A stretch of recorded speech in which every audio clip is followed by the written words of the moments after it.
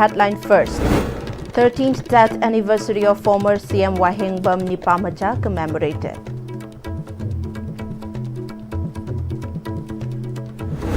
Vehicular movement resumes on the Imphal-Jiribam road after landslide, blockades cleared.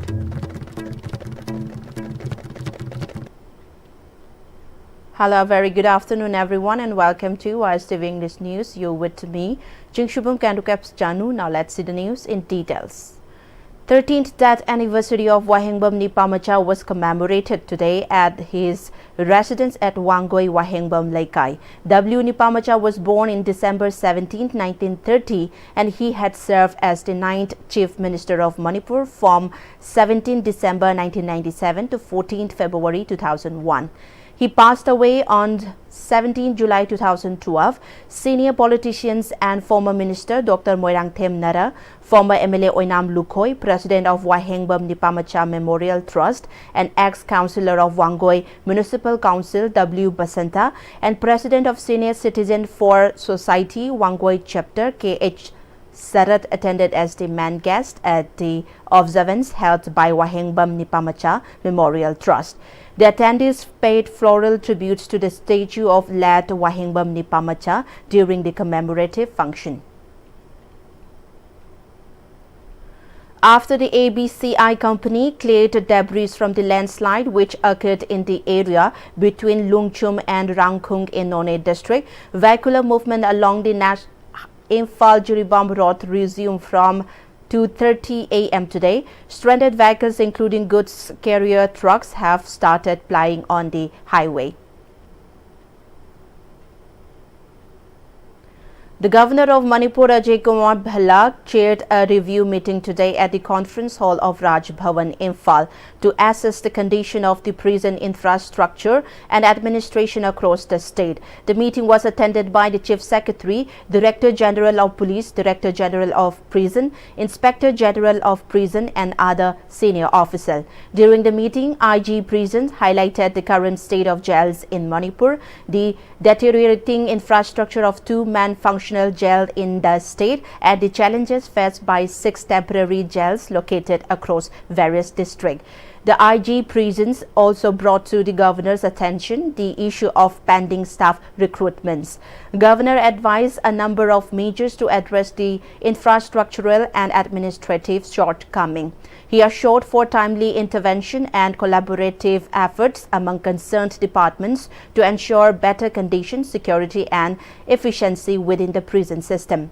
He also directed the officials that necessary steps should be taken to resolve the existing challenges and strengthen the prison infrastructure. Governor also chaired a meeting with senior officials of the planning department to assess the progress and functioning of the Manipur Project Coordination Portal (PCP), a digital initiative aimed at enhancing inter-departmental coordination for infrastructure and development projects across the state. The official presented a detailed overview of the portal's objective and functionalities. They informed Governor that major executing departments such as PWD, PHED, MSPDCL, MSPCL, Mahood, Police District Administration and the IT department will be using the portal to coordinate projects efficiently. Governor commended the initiative as a step towards more transparent, accountable and efficient governance. He advised continued efforts to improve the system and ensure full departmental participation for timely and effective project execution across the state. Rambai Tengol Thoubal district conducted a tree plantation program under the theme Climate Change Comes Safe Environment at the Eco Park located at Thoubal, Nongangkhong. Members of AT Unit 1, Thoubal AT Unit 2, Yaripok, AT Unit 3, Wangjing AT Unit 4, Khangabok, AT Unit 5, Hairok, AT Unit 53, Ukongsang and AT Unit 56 Waito took part at the program. The opening of the tree plantation drive was graced by MLA of Khangabok Assembly Constituency Okram Surjakumar. Sponsor of the program, Ningthem Saubam Caretaker Councillor Thoubal Municipal Council TMC Ward Number 10 Hizam Jamuna and Caretaker Councillor Ward Number 1 Okram Inau Tombe. Speaking to media, PRO of Arambai Tengol Thobal District, Kishan Soibam, shared that Arambai Tengol Thobal District launched the tree plantation initiative as part of its measures to combat climate change. He also assured that Arambai Tengol will take full responsibilities of nurturing the saplings which were planted today. He also sought intervention of the lawmakers of the state to initiate long-last measures to tackle climate change. MLA O. Surjukumar expressed concerns about the profound impact of climate change on Manipur's ecosystem. He emphasized that the extensive loss of forest is a major factor behind Manipur's changing climate. He then lauded the initiative of the Arambai Tengol in restoring the environment.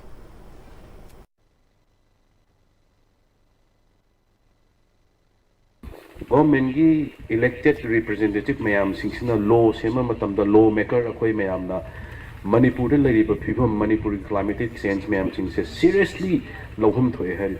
Once mama maru kokraba chingmai se once maru kokraba chingmai se khoi si regenerate tawna ba honara koda 30,000 years sangne na hai experts in hai bani ko si ai haijab na te khoi na sum hangu ba aduna khoi chap manana chingda library ba chene now singsu tamda lariba mayam singsu chap manana khoi collective responsibility lawraga masi future generation gi hawolaliba khoi generations gi yengaga akoi masi upalwa palsi kandaba sunya yade.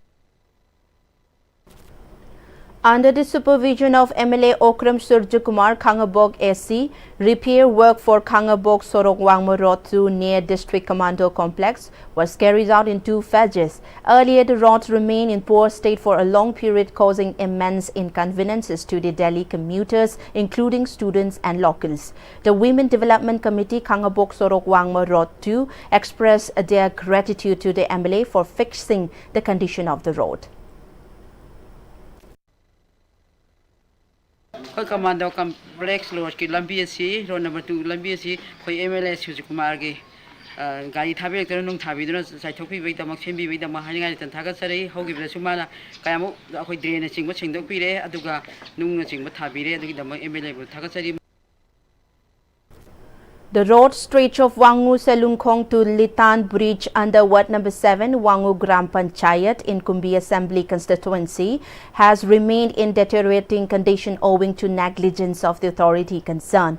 The bad road condition has posed high risks to the Delhi commuters, including students. Considering the inconvenience faced by the people, Lamjing Mera Youth Club, in association with Pradhan of Administrative Committee, Wangu Gram Panchayat, Amom Kisorjit, and ward members carried out repair work of the said road. Speaking to media person, Assistant Secretary of Lamjing Mera Youth Club, Risikanta Laishram, informed that the current temporary fixes for road renovation are stopgap measures. The government needs to initiate comprehensive repair work for long-term benefits.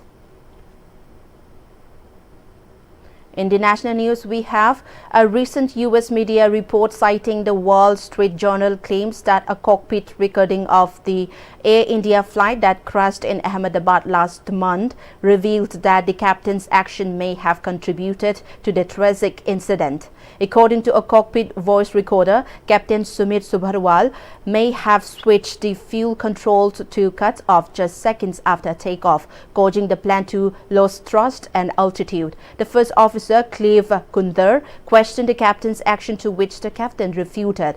The Aircraft Accident Investigation Bureau's preliminary report confirmed both fuel switches moved to the cut-off position within a second of each other post-takeoff, but didn't establish whether it was accidental or deliberate. Then the investigation is going with no safety recommendations issued to Boeing or engine manufacturer GE yet.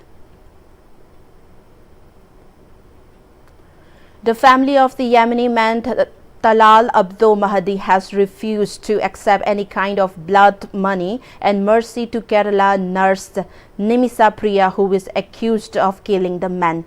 Priya's accusation, earlier scheduled for July 16, was postponed as back-channel talks to save Priya from the death sentence gained speed through India's Grand Mufti and Yemeni Muslim scholar. The last-minute attempt have reportedly found to be fruitless as Mahdi's brother, Abdul Fattah Mahdi, indicated family's firm stance the death sentence ruling for Priya.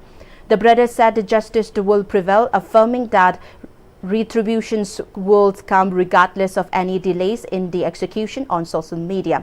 He added that the family will not grant pardon and accept the blood money in spite of intervention by anybody. In the international news, at least 60 people have died and 11 are still missing after a massive fire engulfed a hypermarket and restaurant in Al-Quds city, eastern Iraq. The city health authorities confirmed 59 identified victims, with one body severely burnt, making identification challenging. More bodies remain trapped under debris awaiting recovery. Governor Mohammed Al-Mahayi has declared 3 days of mourning, initiated an investigation and announced lawsuits against the building owner and mall management, labeling the incident a tragedy and a calamity. Preliminary investigation findings are expected within 48 hours. The cause of the fire remains unknown and authorities are working to determine the circumstances surrounding the incident. Russia launched a massive attack on Ukraine, deploying 400 drones and 1 ballistic missiles that targeted energy infrastructure in cities like Kharkiv, Karhiria and Venezia. The attack wounded at least 15 people, with 8 injured in Venezia and 3 in Kharkiv. A 17-year-old boy in Karhiria has severely injured and is fighting for his life. The strike caused significant disruption, including power cuts for 80,000 families in Karhiria and water supply disruptions in some areas. Ukraine's Air Force shot down most drones, but 57 drones and missiles hit 12 targets. President Volodymyr Zelensky emphasized the need for stronger defenses, citing Russia's unchanged strategy. The attack prompted U.S. President Donald Trump to approve more weapons for Ukraine, including air defenses. Notably, a Polish wood flooring factory in Venezia was hit, with Polish Foreign Minister Radoslaw Sikorski condemning the attack as Putin's criminal war getting closer to our borders. Russia's actions have been criticized as war crimes, with Amnesty International Mary Strutter stating that deliberately attacking civilians objects and destroying infrastructure indispensable to the survival of the civilian population are war crimes. Well, before we close, the headlines once again. 13th death anniversary of former CM Wahingbam Nipamacha commemorated. Vehicular movement resumes on Imphal-Jiribam Road after landslide blockades cleared.